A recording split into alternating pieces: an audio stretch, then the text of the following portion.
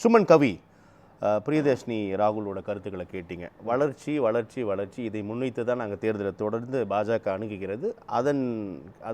அதன் மீது கிடைக்கப்பெற்ற வெற்றி தான் அது பீகாராக இருக்கட்டும், சமீபத்தில் திருவனந்தபுரத்தை கையில் எடுத்திருக்கக்கூடிய கேரளாவாக இருக்கட்டும், அதே ஸ்ட்ராட்டஜியோடு தான் தமிழகத்தையும் நாங்கள் அணுகுவோம் அப்படின்னு சொன்னாங்க. முன்னதான் நம்ம தலைப்பு உங்ககிட்ட சொல்லியிருக்கேன். எப்படி பார்க்குறீங்க சுமன் கவி? இல்லை, கேரளாவில் மிகப்பெரிய வெற்றி பெற்றுட்டோம் அப்படிங்கிற பெற்றுட்டாங்களா?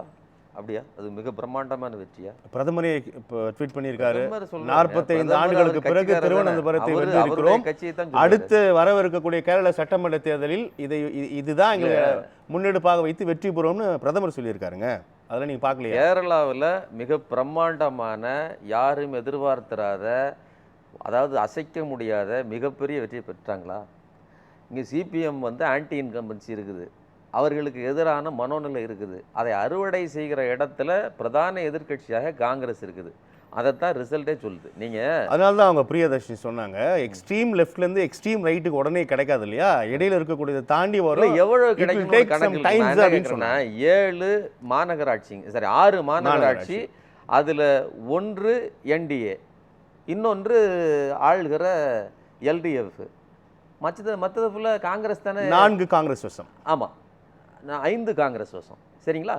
ஸோ 4 காங்கிரஸ் வசம். அதே மாதிரி மொத்த நகராட்சிகளில் 54ல் 28 இடங்களில் ஆளுகிற கட்சி, சரி மொத்த நகராட்சிகளில் 54 காங்கிரஸ் வசம், 28 ஆளுகிற கட்சி, வெறும் 2 இடத்துல. அதாவது மாநகராட்சியில் ஒரே ஒரு இடம்தான், நகராட்சியில் 2 இடம்தான். சரி, கிராமப்புறத்துலையாவது நீங்கள் எதையாவது பெருசாக அடிச்சிங்களான்னு பார்த்தா யூடிஎஃப் காங்கிரஸ் தலைமையிலான கூட்டணி 500 இடங்களில், இவங்க ஆளுகிற கட்சி சிபிஎம் 341 இடங்களில், என்டிஏ எத்தனை இடங்களில்? வெறும் 26 இடங்களில். வெறும் 26. எத்தனை கேபிட்டல் சிட்டியே கைப்பற்றிருக்கோன்னு சொல்கிறாங்க திருவனந்தபுரம். அது ஏன் கேட்டிங்கன்னா, இவங்க ஏற்கனவே 25 வருடங்களுக்கு முன்னாடியே மண்டைக்காடு கலவரம் அது இதுன்னு பண்ணி இந்துத்துவ போலாரிசேஷனை கன்னியாகுமரியில் உருவாக்கி வைத்திருக்கிறார்கள். மைனாரிட்டி கிறிஸ்தவர்களுக்கு எதிராக ஒரு இந்து போலாரிசேஷனை உருவாக்கி, நீங்கள் கேரளாவும் அதாவது திருவனந்தபுரம் மாநகராட்சியும் இதுவும் வெறும் 4-5 கிலோமீட்டர் இடைவெளி தான். சரிங்களா? கன்னியாகுமரியினுடைய வைப் இருக்குல்ல, அதாவது பெரும்பகுதி மக்கள் தமிழ் பேசுபவர்கள். நீங்கள் எப்படி நெல்லூர் சித்தூர்ல இருந்து இங்கே நிறைய பேர் தெலுங்கு பேசுகிற மக்கள் சென்னையில் இருக்காங்களோ, அதை விட பன்மடங்கு அதிகமாக தமிழ் மக்கள் இருக்கிறாங்க. இன்னொன்று ஹிந்தி பேசுகிற மக்களும் அங்கே வேலைக்கு சென்றவர்கள் இருக்கிறாங்க. இது எல்லாம் தான் அந்த மாநகராட்சியில் ஒரு 50 வார்டுகள் கணக்கில் அதில் அவர்கள் வெற்றி பெறுவதற்கு காரணமாக இருந்திருக்கே தவிர மிக பிரம்மாண்டமான ஒரு வெற்றியை பெற்று விட்டார்கள்னு சொல்லவே முடியாது. எந்த இடத்துலையுமே நீங்கள் 500 இடங்கள், 504 இடங்கள் எங்கே இருக்குது, 26 இடங்கள் எங்கெங்க இருக்குது. அதனால் இதை ரொம்ப திட்டம் போட்டு ரொம்ப பிரமாதமாக வியூகமெல்லாம் வகுத்து இவர்கள் வைத்திருக்கிற என்ன சொல்கிறதுனா வளர்ச்சிக்கான திட்டத்தில் விழுந்துட்டாங்க அப்படியே கேரளா மக்கள்லாம். அப்படிலாம் கிடையவே கிடையாது. அதுவும் குறிப்பாக திருவனந்தபுரத்தில் அப்படி கிடையவே கிடையாது. கள நிலவரமே வேறு. சரிங்களா? சரி, அப்படி என்ன வளர்ச்சி இவர்கள் இந்திய அளவில் உருவாக்கி இருக்கிறார்கள். நீங்கள் பீகாரோட வெற்றியை நீங்கள் கவனத்தில் வைக்கலையோ சுமன் கவி? பீகாரில் அவர்கள் யார், நிதிஷ்குமார் இருக்கிறாரு. அது போக நம்ம அது எதையும் சொல்கிறோம், இவர்கள் சரியாக கூட்டணி அமைக்கவில்லை, கடைசி நேரம் வரலும் மக்களின் நம்பிக்கையை பெறுவதற்கான முயற்சி எடுக்கவில்லை. சரிங்களா? ரிசல்ட்டு தானே கரெக்டு. இப்போ நீங்கள் இப்போ பிரதானமாக வச்சிருக்கு, நீங்கள் கூட்டணி வைத்துக் கொள்ளுங்கள், அமித்ஷா முடிவுகள் தானே உங்கள் கட்சியோட வளர்ச்சியை பேச வைக்கும். அது போக காங்கிரஸ் தலைவர் அவர்கள் சொன்ன ஓர்ச்சோரி குற்றச்சாட்டுகளுக்கு ஏதாவது ஒரு பதில் உண்டா? அது குற்றச்சாட்டாகவே தானே தொடருது. இன்னமும் தொடருது. ஒரு வீட்டுக்குள்ள இன்று கூட டெல்லி கம்பெனிக்குள்ள 80 பேர் போயிட்டே தானே சுமன் இருக்கு சார். ஒரு பீர் கம்பெனிக்குள்ள 80 பேர் இருக்கிறாங்க. சரிங்களா? சகுன் தேவிங்கிற ஒரு பெண்மணி மட்டும் 4 மாநிலங்கள் மாற்றி மாநிலங்களில் ஓட்டு போட்டிருக்காங்க. பிரேசிலை சேர்ந்த ஒரு மாடல் அழகிக்கு 20 ஓட்டுகளுக்கு மேலே இருக்கிறது. ஏங்க அவர் போட்டோ இருக்குது, நீங்க என்ன பொய்ன்னு அது பீகார்ல இப்ப அந்த விவகாரம் தமிழகத்துக்கு வந்துடலாம். ஏறக்குறைய 80 லட்சம் இறந்து வாக்காளர்கள் நல்ல இப்போ கேளுங்க. இப்போ அதை நகர்த்தவிருக்கிறார்கள். அதாவது அதற்கான விளக்கத்தை தேர்தல் ஆணையம் தந்திருக்கிறது. இறந்து போனவர்களோடு சேர்ந்து நான் டீ குடிக்கிறேன்னு சொல்லி போட்டோவே போட்டாரு. எத்தனை குற்றச்சாட்டுகளுக்கு நீங்க பதில் சொன்னீங்க? ஒண்ணும் கிடையாது. டூப்ளிகேட் ஓட்டு எத்தனை, ஆயிரக்கணக்கான ஓட்டுகள் எல்லாத்தையும் வரிசைப்படுத்தினார். எதற்கும் பதில் இல்லை. நான் என்ன சொல்றேன், பாஜக கையில் ஓட்டிங் மிஷினும் இருக்குது, அதை கையில் வைத்திருக்கிற இந்த தேர்தல் ஆணையமும் இருக்குது. தேர்தல் ஆணையம் 65 லட்சம் நீக்கப்பட்ட வாக்காளர்கள் அதை அஃபிடவிட் ஃபைல் பண்ண சொன்னப்போ நீதிமன்றத்தில் அதை தாக்கல் செய்திருக்கிறார்களே தேர்தல் ஆணையம். சுமன் சார், நான் என்ன சொல்றேன்னா, எல்லாமே குற்றச்சாட்டுகளாகவே தொடர்கிறது. இப்போ இங்க தமிழ்நாட்டிலையும் 80 லட்சத்துக்கு மேல 1 கோடியை தொடுகிற அளவிற்கு நீக்குவார்கள், நீக்கத்தான் போறோம், அதான் சொல்லிட்டாங்க. நான் என்ன கேட்குறேன்னா, எல்லாவற்றையும் உங்கள் கையில் வைத்து கொண்டு இந்த சொற்ப வெற்றி, அதாவது ஒரு அற்ப வெற்றியை நீங்கள் கொண்டாடுகிறீங்கன்னு சொன்னால் அந்த அளவிற்கு தான் கேரளாவிலேயோ அல்லது நீங்கள் தென் மாநிலத்திலேயோ இருக்கிறீங்க அப்படின்னு. நீங்கள் பீகார் நிலைமை வேறங்க, பீகாரின் சூழல் வேற. ஒருவேளை பீகாரில் நாங்கள் வந்து இன்னொரு கோயிலையோ எதையோ கட்டி கொடுக்கன்னு சொல்லி சொன்னால் கூட ஏமாறுவதற்கு மக்கள் தயாராக இருக்கலாம். தமிழ்நாட்டில் நிலைமை என்ன? இது கேரளாவில் உண்மையிலேயே நீங்கள் சொன்ன மாற்றத்தை நான் என்ன கேட்குறேங்க, மாற்றம் முன்னேற்றம்ங்கிறீங்கல்ல. இதே மோடி அவர்கள் மன்மோகன் சிங் ஆட்சி காலத்தில் 58 ரூபாயிலிருந்து 60 ரூபாய்க்கு டாலர் ரேட்டு போனப்பவே வந்து இந்திய எக்கனாமி செத்து விட்டது, இந்திய பணத்தின் மதிப்பு செத்து விட்டதுன்னு சொன்னார். இன்னைக்கு நிலைமை என்ன? 90 ரூபாயை தாண்டி போயிட்டு இருக்கு. பாஜகவை ஆதரிக்கக்கூடிய வலதுசாரி பொருளாதார அறிஞர்கள் கூட இந்த நிலைமையை பார்த்து அஞ்சுகிறார்கள். இதுதான் இன்னைக்கு இருக்கிறது. இன்னொன்று, அமெரிக்கா நம்ம நாட்டின் மீது நீங்கள் உங்களுடைய வெளியுறவு கொள்கை, உங்களுடைய ஸ்ட்ராட்டஜி எல்லாம் எப்படி தோற்று போயிருக்கு பாருங்க. சீனாக்காரன் பார்டர்லாம் பிடிக்கிறான், பாகிஸ்தான்லேருந்து எல்லா ஊடுருவக்காரரும் வர்றாங்க, கடைசியில் தான் நீங்கள் பிடிக்கிறீங்க. அதுவும் கூட இன்றைக்கி வரலாம் எந்த ஒரு இதுவும் கிடையாது. இன்னொன்று, மெக்சிகோ உங்கள் மேலே 50% வரி விதிக்காங்க. அமெரிக்கா விதித்தது போக அமெரிக்காவுக்கு கீழே சின்னதாக இருக்கிற சின்ன நாடு மெக்சிகோ விதிக்குது. இதெல்லாம் சொல்கிறேன். நான் என்ன சொல்கிறேன்னா, எல்லா விதமான டிப்ளமேட்டிக் இதுலையும் நீங்கள் தோற்று போயிருக்கிறீர்கள். இந்திய நாட்டை வளர்ச்சி, நான் என்ன கேட்குறேன்னா, எல்லா ஆயுதங்களையும் வச்சு இங்கே இருக்கக்கூடிய தேர்தலை அதாவது அபகரிக்க முடிந்த உங்களால் உலக நாடுகளோடு டிப்ளமேட்டிக்காக உங்களால் செயல்பட முடிஞ்சுதா? ஆயுதங்களை வைத்து அபகரிக்க முயல்கிறீர்கள் அப்படின்லாம் என்ன சார்ஜ் சுமன் கவி? தேர்தலை ஆயுதங்களை வைத்து ஆயுதம் சொல்றது வந்து எல்லா டூல். இப்போ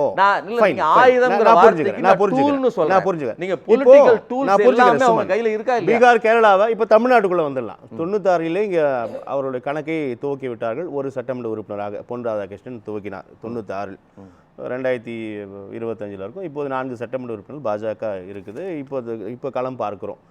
ஸோ அப்போ நம்ம பீகார் கேரளாவை தொடர்ந்து தமிழ்நாட்டின் பக்கம் திரும்பி அமித்ஷாவோட அரசியல் கணக்கு நம்ம பார்க்குறோம். வரவிருக்கிறார். அது தொடர்பாக நிறைய கருத்து விமர்சனங்கள் தொடர்கிறது. எப்படி பார்க்கலாம்? இல்லை, அதுதான் இப்போ இவர்களை பொறுத்தவரையிலும் மிக முன்னதாகவே கூட்டணியை நிர்பந்தத்தின் பெயரில் உருவாக்குறாங்க. நிர்பந்தத்தின் பேரில் உருவாக்குறாங்க. நீங்கள் அவர்கள் அங்கே அமித்ஷா பீகாருக்கு போனார், வெற்றி அடித்தார். கேரளாவுக்கு போனார், தூக்கி சாப்பிட்டாரு. அடுத்து தமிழ்நாடு திரும்பிட்டார்.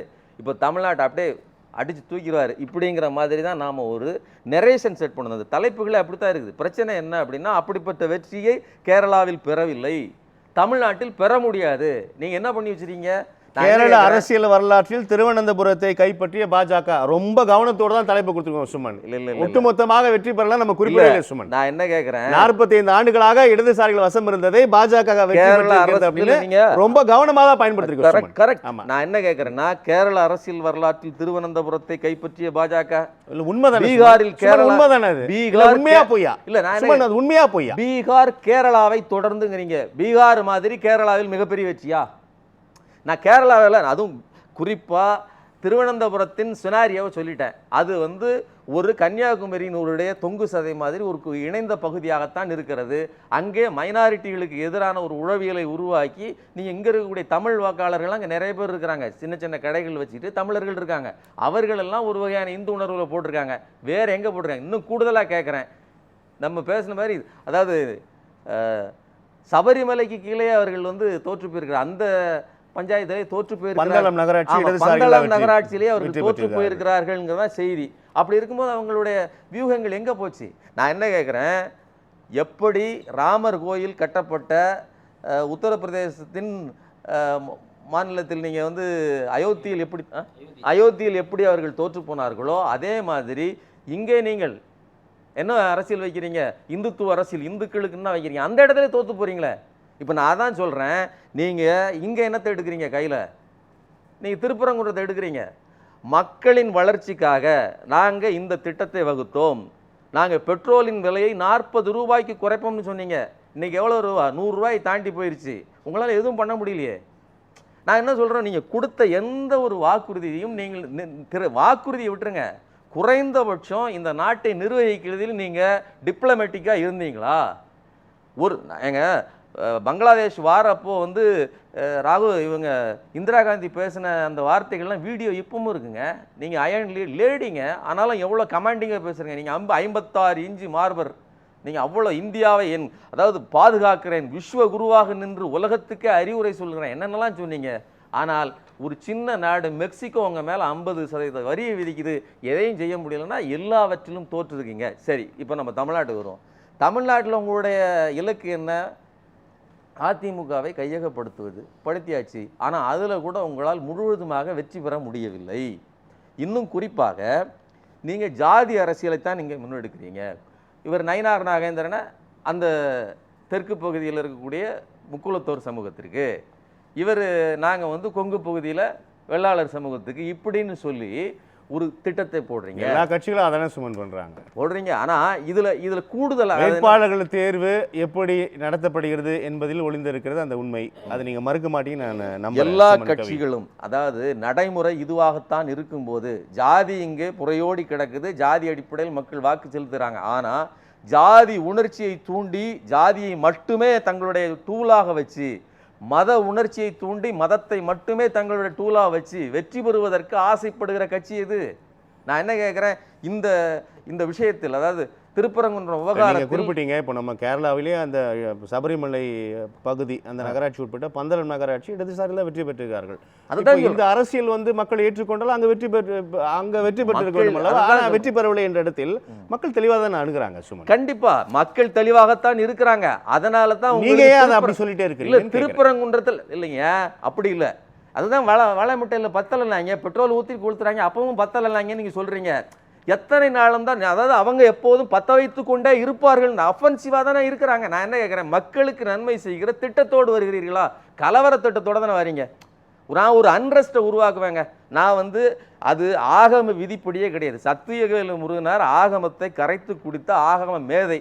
இந்த அனைத்து சாதியினர் அச்சகராயன பிரச்சனையில் கூட அவர் தான் போய் நின்று தமிழ் பாடும் உரிமையெல்லாம் வாங்கி கொடுத்து அதுக்கெல்லாம் போய் பேசினவர், வாதிட்டவர். அவர் சொல்கிறாரு, அந்த தூண் இல்லை, அது வெறும் எல்லைக்கல் தான். அதில் கொளுத்துவது, அதாவது அதில் தீபமேற்றுவது ஆகம விதியே கிடையாதுங்கிறது ஆகம அறிஞர் சொல்கிறாரு. நீங்கள் என்ன அடிப்படையில் சொல்கிறீங்க? நான் என்ன கேட்குறேன், அங்கே அதாவது சுப்ரீம் கோர்ட்டு தீர்ப்பு கொடுத்துருக்குது, பெண்கள் உள்ளே வரலாம்னு. ஆனால் அதை நாங்கள் உள்ள அனுமதிக்க மாட்டோம்னு போராடுறீங்க.